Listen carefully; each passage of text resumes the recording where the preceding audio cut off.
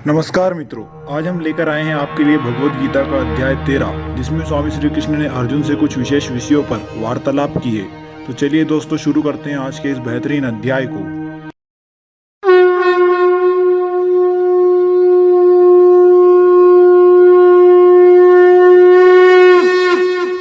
ओम श्री परमात्मने नमः। यथार्थ गीता श्रीमद् भगवद गीता अथ त्रयोदशो अध्यायः। गीता के आरंभ में ही धृतराष्ट्र का प्रश्न था कि संजय, धर्म क्षेत्र में तथा कुरुक्षेत्र में युद्ध की इच्छा से एकत्र हुए मेरे और पांडु पुत्रों ने क्या किया? अभी तक यह नहीं बताया गया कि वो क्षेत्र है कहां, किंतु जिन महापुरुष ने जिस क्षेत्र में युद्ध बताया, स्वयं ही उस क्षेत्र का प्रस्तुत अध्याय में निर्णय देते हैं कि वो क्षेत्र वस्तुतः है कहां। श्री भगवान वाच।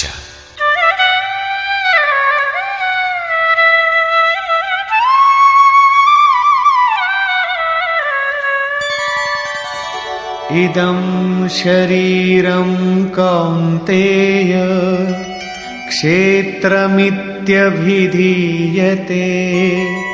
एतद्यो वेत्ति तं प्राहुः क्षेत्रज्ञ इति तद्विदः।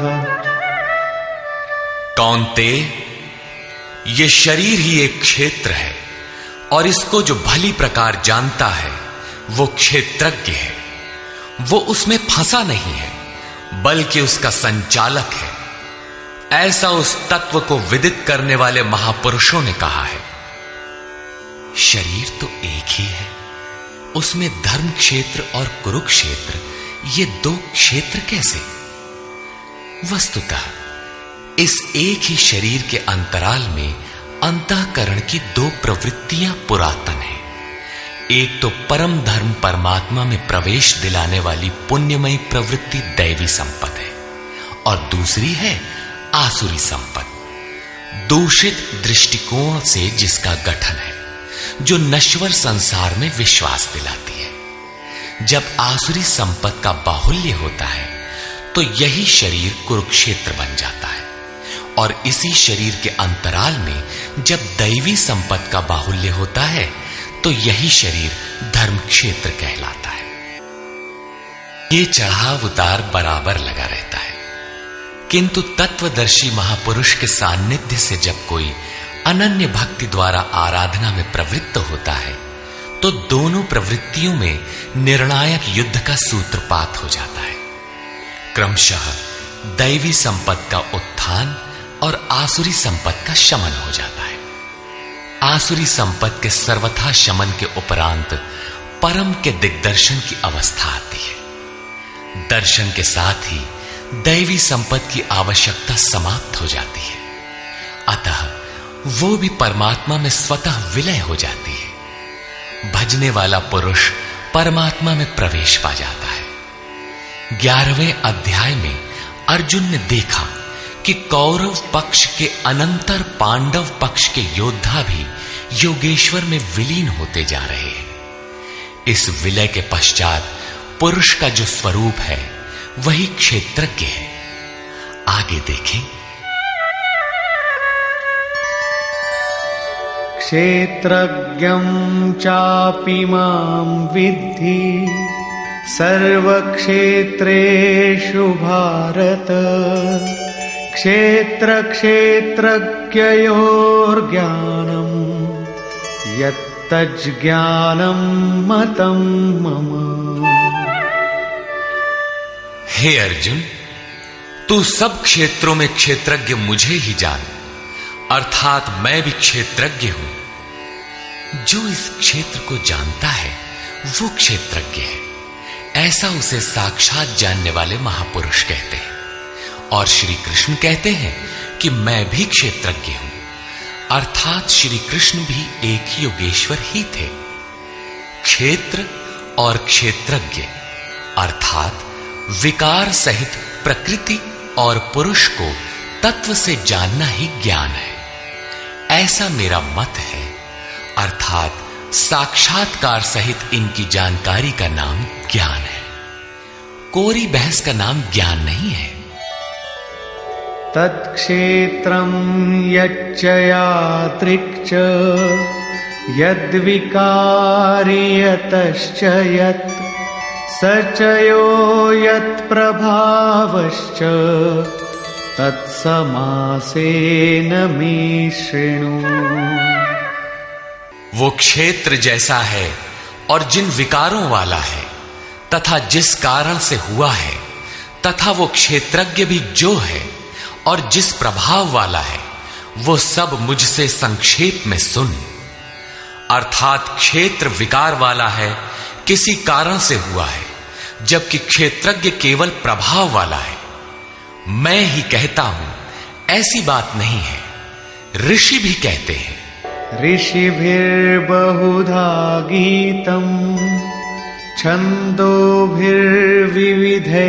पृथक् ब्रह्मसूत्रपदैश्चैव हेतुमद्भिर्विनिश्चितैः। ये क्षेत्र और क्षेत्रज्ञ का तत्व ऋषियों द्वारा बहुत प्रकार से गायन किया गया है, तथा नाना प्रकार से वेदों की मंत्रणा द्वारा विभाजित करके भी कहा गया है, तथा विशेष रूप से निश्चित किए हुए युक्ति युक्त ब्रह्म सूत्र के वाक्यों द्वारा भी वही कहा गया है। अर्थात वेदांत, महर्षि, ब्रह्म सूत्र और हम एक ही बात कहने जा रहे हैं। श्री कृष्ण वही कहते हैं जो इन सब ने कहा है। क्या शरीर अर्थात क्षेत्र इतना ही है जितना दिखाई देता है? इस पर कहते हैं,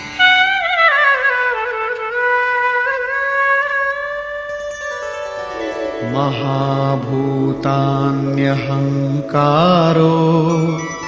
बुद्धिरव्यक्तमेव च इन्द्रियाणि दशैकञ्च पंचचेन्द्रियगोचराः।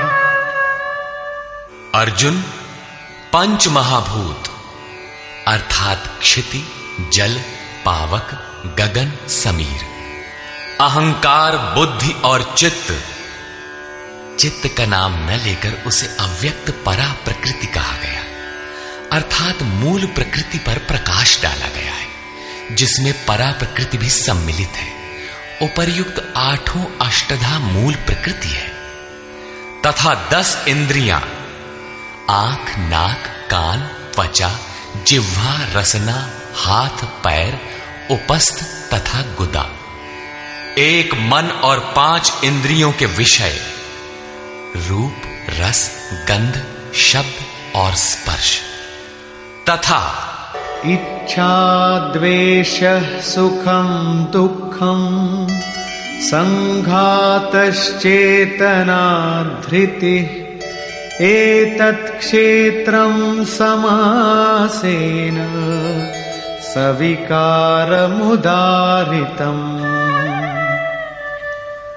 इच्छा, द्वेष, सुख दुख और सबका समूह स्थूल देह का ये पिंड, चेतना और धैर्य, इस प्रकार ये क्षेत्र विकारों सहित संक्षेप से कहा गया। संक्षेप में यही क्षेत्र का स्वरूप है, जिसमें बोया हुआ भला और बुरा बीज संस्कारों के रूप में उगता है। शरीर ही क्षेत्र है। शरीर में गारा मसाला किस वस्तु का है? तो यही 5 तत्व, 10 इंद्रियां, एक मन इत्यादि जैसा लक्षण ऊपर गिनाया गया है। इन सब का सामूहिक संघात पिंड शरीर है। जब तक ये विकार रहेंगे तब तक ये पिंड भी विद्यमान रहेंगे, इसलिए कि ये विकारों से बना है। अब उस क्षेत्रज्ञ का स्वरूप देखें, जो इस क्षेत्र में लिप्त नहीं बल्कि उससे निवृत्त है। अमानित्वमदम्भित्वम् अहिंसा क्षान्तिरार्जवम् आचार्योपासनं शौचं स्थैर्यमात्मविनिग्रह। हे अर्जुन, मान अपमान का अभाव, दंभाचरण का अभाव अहिंसा अर्थात अपनी तथा अन्य किसी की आत्मा को कष्ट न देना अहिंसा है। अहिंसा का अर्थ केवल इतना ही नहीं है कि चींटी मत मारो। श्री कृष्ण ने कहा कि अपनी आत्मा को अधोगति में न पहुंचाओ, उसको अधोगति में पहुंचाना हिंसा है और उसका उत्थान ही शुद्ध अहिंसा है। ऐसा पुरुष अन्य आत्माओं के उत्थान हेतु भी उन्मुख रहता है। हां, इसका आरंभ किसी को ठेस न पहुंचाने से होता है। ये उसी का एक अंग प्रत्यंग है। अतः अहिंसा, क्षमा भाव, मन वाणी की सरलता, आचार्योपासना अर्थात श्रद्धा भक्ति सहित सद्गुरु की सेवा और उनकी उपासना, पवित्रता, अंतःकरण की स्थिरता, मन और इंद्रियों सहित शरीर का निग्रह और इंद्रियार्थेषु वैराग्यम अनहंकार एव च जन्म मृत्यु जरा व्याधि दुख दोषानुदर्शनम। इस लोक और परलोक के देखे सुने भोगों में आसक्ति का अभाव, अहम का अभाव, जन्म मृत्यु, वृद्धावस्था, रोग और भोगादि में दुख दोष का बारंबार चिंतन, असक्तिरनभिष्वंगः पुत्रदार गृहादिषु नित्यञ्च समचित्तत्वम् इष्टानिष्टोपपत्तिषु। पुत्र, स्त्री, धन और गृहादि में आसक्ति का अभाव, प्रिय तथा अप्रिय की प्राप्ति में चित्त का सदैव सम रहना,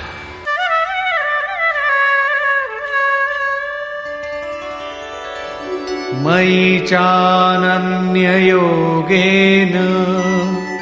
भक्तिरव्यभिचारिणी विविक्तदेशसेवित्वम् अरतिर्जन संसदी।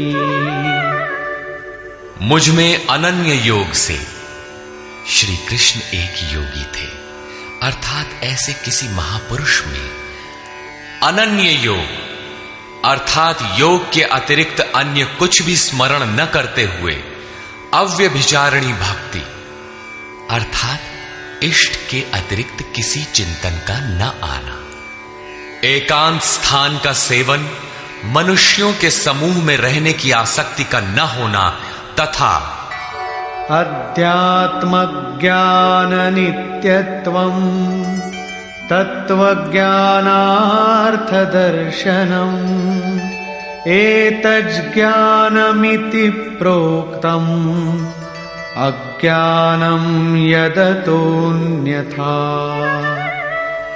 आत्मा के आधिपत्य वाले ज्ञान में एक रस स्थिति और तत्व ज्ञान के अर्थ स्वरूप परमात्मा का साक्षात्कार, ये सब तो ज्ञान है और इससे जो विपरीत है वो सब अज्ञान है। ऐसा कहा गया है। उस परम तत्व परमात्मा के साक्षात्कार के साथ मिलने वाली जानकारी का नाम ज्ञान है। अध्याय 4 में उन्होंने कहा कि यज्ञ की पूर्ति में यज्ञ जिसे शेष छोड़ता है, उस ज्ञानामृत का पान करने वाला सनातन ब्रह्म में प्रवेश पा जाता है। अतः ब्रह्म के साक्षात्कार के साथ मिलने वाली जानकारी ज्ञान है। यहां भी वही कहते हैं कि तत्व स्वरूप परमात्मा के साक्षात्कार का नाम ज्ञान है। इसके विपरीत सब अज्ञान है। अमानित्व इत्यादि उपर्युक्त लक्षण इस ज्ञान के पूरक हैं। ये प्रश्न पूरा हुआ। ज्ञेयं यत्तत् प्रवक्ष्यामि यज्ञात्वामृतमश्नुते अनादिमत्परं ब्रह्म न सत्तन्नासदुच्यते। मुच्यते। अर्जुन, जो जानने योग्य है तथा जिसे जानकर मरण धर्मा मनुष्य अमृत तत्व को प्राप्त होता है, उसे अच्छी प्रकार कहूंगा। वो आदिर रहित परम ब्रह्म न सत कहा जाता है और न असत ही कहा जाता है, क्योंकि जब तक वो अलग है तब तक वो सत है, और जब मनुष्य उसमें समाहित हो गया तो कौन किससे कहे। एक ही रह जाता है, दूसरे का भान नहीं। ऐसी स्थिति से वो ब्रह्म न सत है न असत है, बल्कि जो स्वयं सहज है वही है। सर्वतः पाणिपादं तत् सर्वतोक्षिशिरोमुखम् सर्वतः श्रुतिमल्लोके सर्वमावृत्य तिष्ठति। वो ब्रह्म सब ओर से हाथ पैर वाला, सब ओर से नेत्र सिर और मुख वाला तथा सब ओर से श्रोत्र वाला है, सुनने वाला है, क्योंकि वो संसार में सबको व्याप्त करके स्थित है।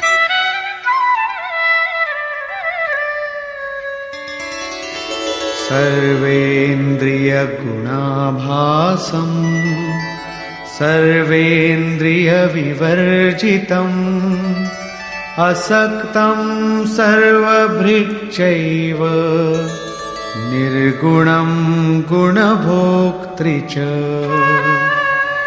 वो संपूर्ण इंद्रियों के विषयों को जानने वाला है, फिर भी सब इंद्रियों से रहित है। वो आसक्ति रहित, गुणों से अतीत होने पर भी सबको धारण और पोषण करने वाला और सभी गुणों को भोगने वाला है, अर्थात एक एक करके सभी गुणों को अपने में लय कर लेता है। जैसा श्री कृष्ण कह आए हैं कि यज्ञ और तपों को भोगने वाला मैं हूं, अंत में संपूर्ण गुण मुझ में विलय हो जाते हैं।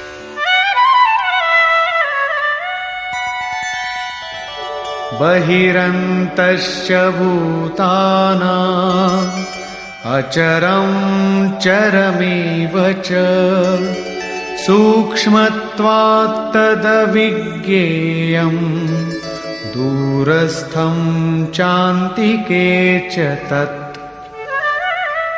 वो ब्रह्म सभी जीवधारियों के बाहर भीतर परिपूर्ण है। चर और अचर रूप भी वही है।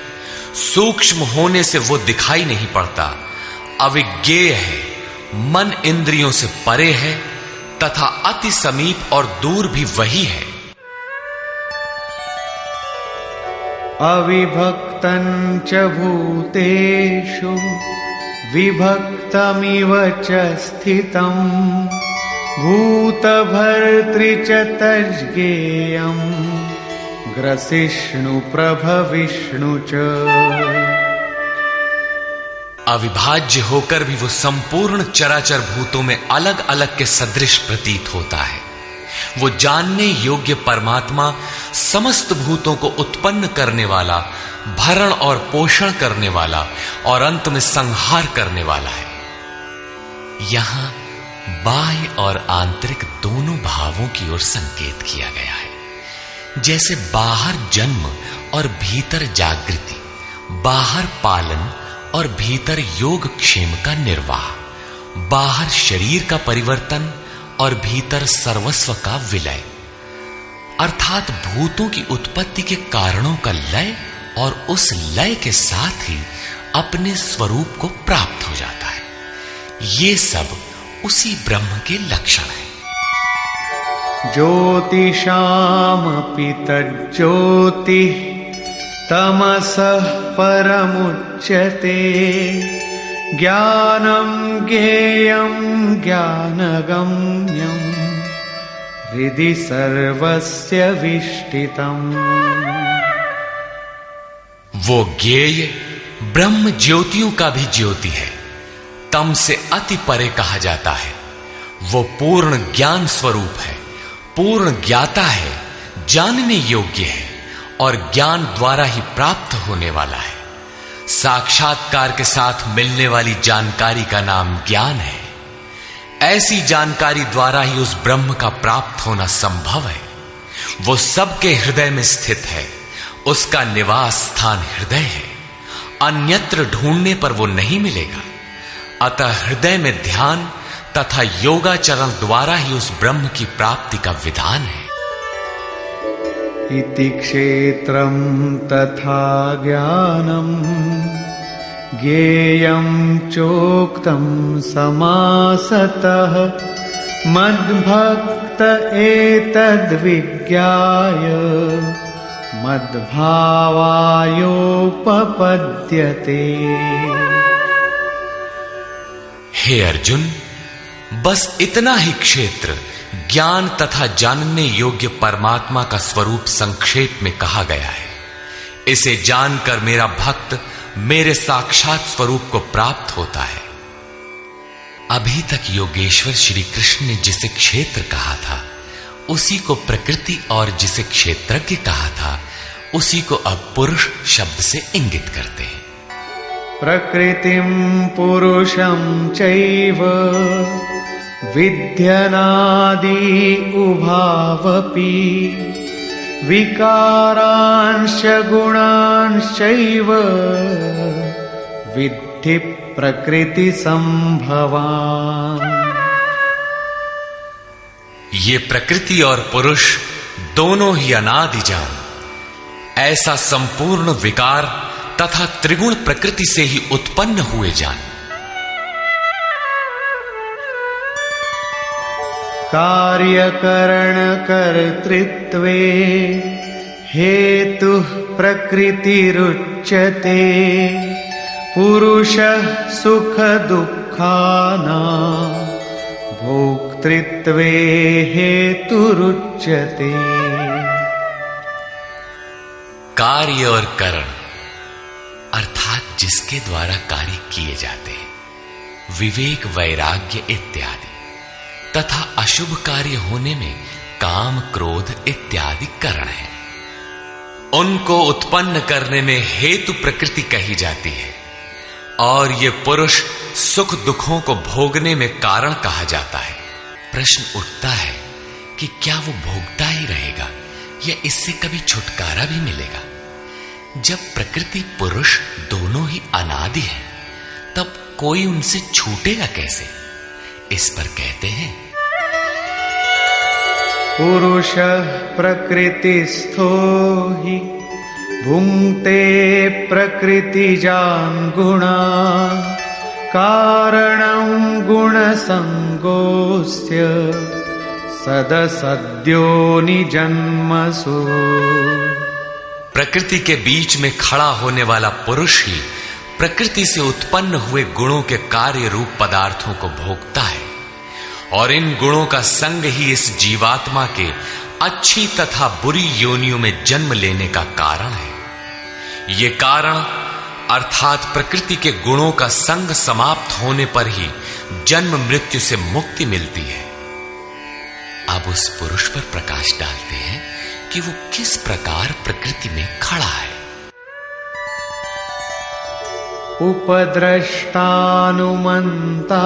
च भर्ता भोक्ता महेश्वरः परमात्मेति चाप्युक्तो देहेऽस्मिन् पुरुषः परः। वो पुरुष उपद्रष्टा, हृदय देश में बहुत ही समीप, हाथ पांव मन जितना आपके समीप है उससे भी अधिक समीप दृष्टा के रूप में स्थित है। उसकी प्रकाश में आप भला करें बुरा करें, उसे कोई प्रयोजन नहीं है। वो साक्षी के रूप में खड़ा है। साधना का सही क्रम पकड़ में आने पर पथिक कुछ ऊपर उठा, उसकी ओर बढ़ा तो दृष्टा पुरुष का क्रम बदल जाता है। वो अनुमंता अनुमति प्रदान करने लगता है, अनुभव देने लगता है। साधना द्वारा और समीप पहुंचने पर वही पुरुष भर्ता बनकर भरण पोषण करने लगता है, जिसमें आपके योग क्षेम की भी व्यवस्था कर देता है। साधना और सूक्ष्म होने पर वही भोक्ता हो जाता है। भोक्तारम यज्ञ तपसाम, यज्ञ तप जो कुछ भी बन पड़ता है सबको वो पुरुष ग्रहण करता है, और जब ग्रहण कर लेता है उसके बाद वाली अवस्था में महेश्वर, महान ईश्वर के रूप में परिणत हो जाता है। वो प्रकृति का स्वामी बन जाता है, किंतु अभी कहीं प्रकृति जीवित है तभी उसका मालिक है। इससे भी उन्नत अवस्था में वही पुरुष परमात्मेति चापयुक्तो, जब परम से संयुक्त हो जाता है तब परमात्मा कहलाता है। इस प्रकार शरीर में रहते हुए भी ये पुरुष अर्थात आत्मा परह ही है, सर्वथा इस प्रकृति से परे ही है। अंतर इतना ही है कि आरंभ में ये दृष्टा के रूप में था, क्रमशः उत्थान होते होते परम का स्पर्श कर परमात्मा के रूप में परिणत हो जाता है। य एवं वेत्ति पुरुषं प्रकृतिं च गुणैः सह सर्वथा वर्तमानोऽपि न स भूयोऽभिजायते। इस प्रकार पुरुष को और गुणों के सहित प्रकृति को जो मनुष्य साक्षात्कार के साथ विदित कर लेता है, वो सब प्रकार से बरतता हुआ भी फिर नहीं जन्मता, अर्थात उसका पुनर्जन्म नहीं होता। यही मुक्ति है। अभी तक योगेश्वर श्री कृष्ण ने ब्रह्म और प्रकृति की प्रत्यक्ष जानकारी के साथ मिलने वाली परम गति अर्थात उसका पुनर्जन्म से निवृत्ति पर प्रकाश डाला, और अब वे उस योग पर बल देते हैं जिसकी प्रक्रिया है आराधना, क्योंकि इस कर्म को कार्य रूप दिए बिना कोई पाता नहीं।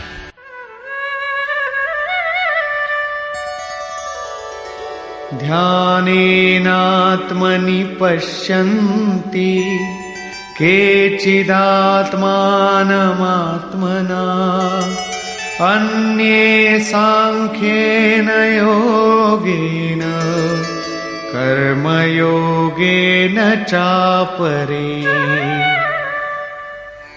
हे अर्जुन, उस आत्मानम परमात्मा को कितने ही मनुष्य तो आत्मना अपने अंतर चिंतन से ध्यान के द्वारा आत्मनि हृदय देश में देखते हैं, कितने ही सांख्य योग के द्वारा अर्थात अपनी शक्ति को समझते हुए उसी कर्म में प्रवृत्त होते हैं, और अन्य बहुत से उसे निष्काम कर्म योग द्वारा देखते हैं, समर्पण के साथ उसी नियत कर्म में प्रवृत्त होते हैं। प्रस्तुत श्लोक में मुख्य साधन है ध्यान। उस ध्यान में प्रवृत्त होने के लिए सांख्य योग और निष्काम कर्म योग दो धाराएं हैं। अन्ये त्वेवमजानन्तः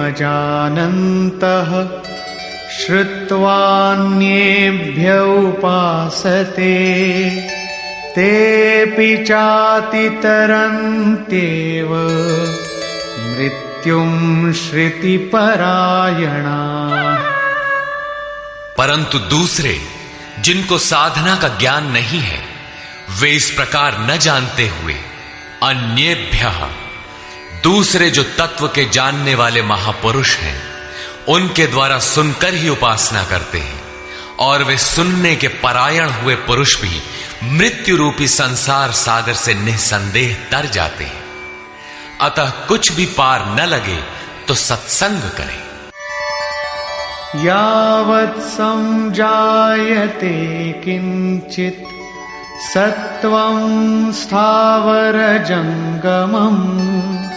क्षेत्र क्षेत्रज्ञ संयोगात् तद्विद्धि भरतर्षभ। हे अर्जुन, यावन मात्र जो कुछ भी स्थावर जंगम वस्तुएं उत्पन्न होती हैं, उन संपूर्ण को तू क्षेत्र और क्षेत्रज्ञ के संयोग से ही उत्पन्न हुई जान। प्राप्ति कब होती है? इस पर कहते हैं, समं सर्वेषु भूतेषु तिष्ठन्तं परमेश्वरं विनश्यत्स्व विनश्यन्तं यः पश्यति स पश्यति। जो पुरुष विशेष रूप से नष्ट होते हुए चराचर सभी भूतों में नाश रहित परमेश्वर को समभाव से स्थित देखता है, वही यथार्थ देखता है। अर्थात उस प्रकृति के विशेष रूप से नष्ट होने पर ही वो परमात्म स्वरूप है, इससे पहले नहीं। इसी पर पीछे अध्याय 8 में भी कहा था, भूत भावोद्भव करो विसर्गः कर्म संज्ञितः। भूतों के वे भाव जो भले अथवा बुरे कुछ भी संस्कार संरचना करते हैं, उनका मिट जाना ही कर्मों की पराकाष्ठा है। उस समय कर्म पूर्ण है। वही यहां भी कहते हैं कि जो चराचर भूतों को नष्ट होते हुए और परमेश्वर को समभाव से स्थित देखता है, वही सही देखता है।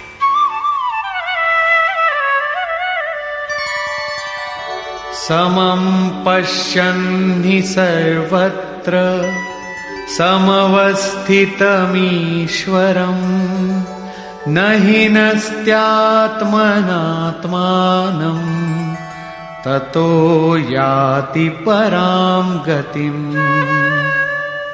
क्योंकि वो पुरुष सर्वत्र समभाव से स्थित परमेश्वर को समान अर्थात जैसा है वैसा ही समान देखता हुआ अपने द्वारा स्वयं को नष्ट नहीं करता, क्योंकि जैसा था वैसा उसने देखा, इसलिए वो परम गति को प्राप्त होता है। प्राप्ति वाले पुरुष के लक्षण बताते हैं।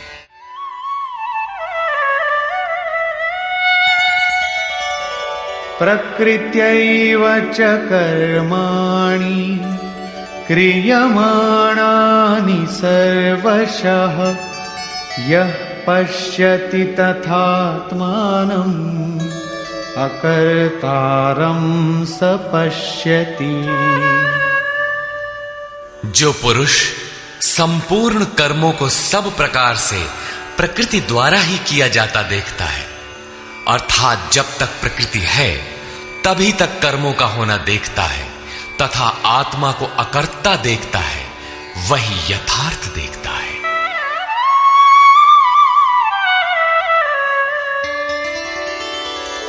यदा भूत पृथग् भावम् एकस्थमनुपश्यति तत एव च विस्तारम् ब्रह्म संपद्यते तदा। जिस काल में मनुष्य भूतों के न्यारे न्यारे भावों में एक परमात्मा को प्रवाहित स्थित देखता है तथा उस परमात्मा से ही संपूर्ण भूतों का विस्तार देखता है, उस समय वो ब्रह्म को प्राप्त होता है। जिस क्षण ये अवस्था आ गई उसी क्षण वो ब्रह्म को प्राप्त होता है। ये लक्षण भी स्थित प्रज्ञ महापुरुष का ही है।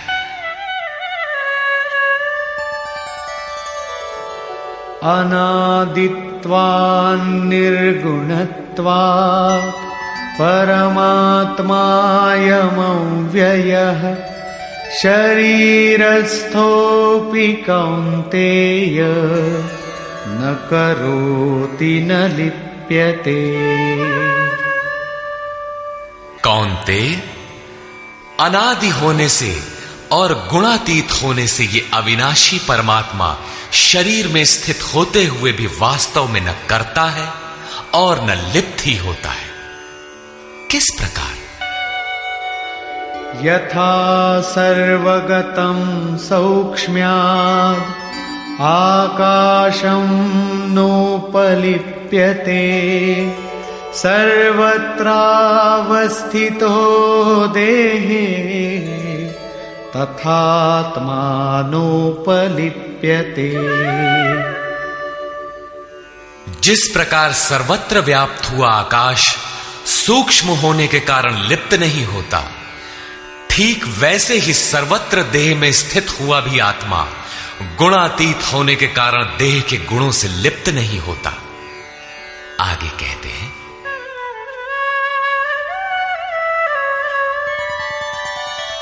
यथा प्रकाशयत्येकः कृत्स्नं लोकमिमं रविः क्षेत्रं क्षेत्री तथा कृत्स्नं प्रकाशयति भारत। अर्जुन, जिस प्रकार एक ही सूर्य संपूर्ण ब्रह्मांड को प्रकाशित करता है, उसी प्रकार एक ही आत्मा संपूर्ण क्षेत्र को प्रकाशित करता है। अंत में निर्णय देते हैं, क्षेत्र क्षेत्रज्ञयोरेवम् अंतरं ज्ञान चक्षुषा भूत प्रकृति मोक्षं च ये विदुर्यान्ति ते परम्। इस प्रकार क्षेत्र और क्षेत्रज्ञ के भेद को तथा विकार सहित प्रकृति से छूटने के उपाय को जो ज्ञान रूपी नेत्र द्वारा देख लेते हैं, वे महात्मा जन पर ब्रह्म परमात्मा को प्राप्त होते हैं।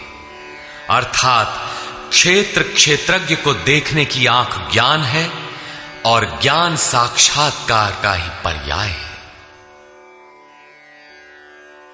निष्कर्ष, गीता के आरंभ में धर्म क्षेत्र कुरुक्षेत्र का नाम तो लिया गया, किंतु वह क्षेत्र वस्तुतः है कहां?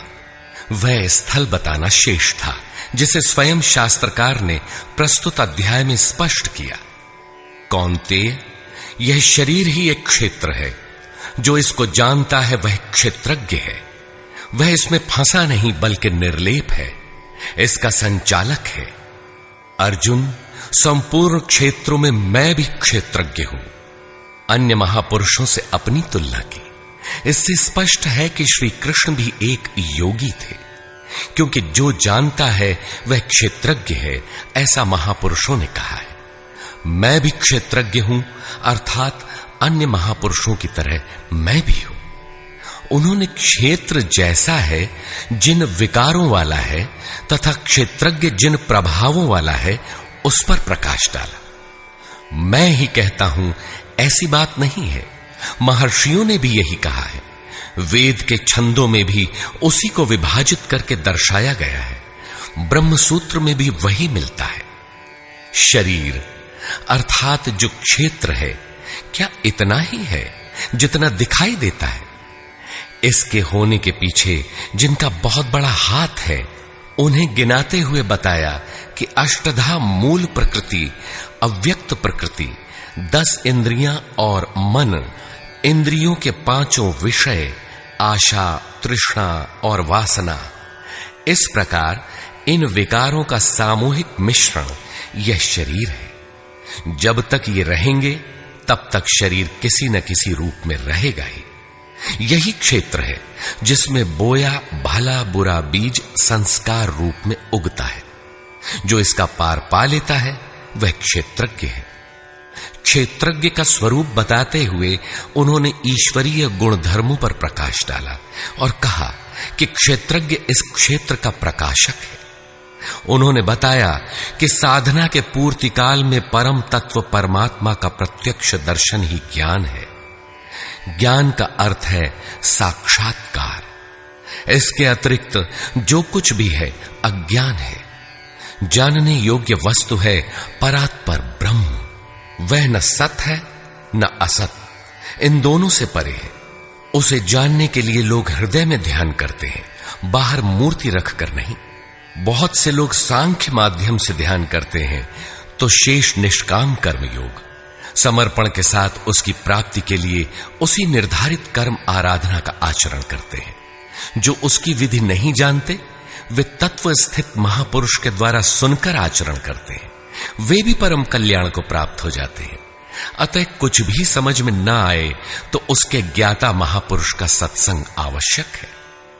स्थित प्रज्ञ महापुरुष के लक्षण बताते हुए योगेश्वर श्री कृष्ण ने कहा कि जैसे आकाश सर्वत्र सम रहता हुआ भी निर्लेप है, जैसे सूर्य सर्वत्र प्रकाश करते हुए भी निर्लेप है, ठीक इसी प्रकार स्थित प्रज्ञ पुरुष सर्वत्र सम ईश्वर को जैसा है वैसा ही देखने की क्षमता वाला पुरुष क्षेत्र से अथवा प्रकृति से सर्वथा निर्लेप है।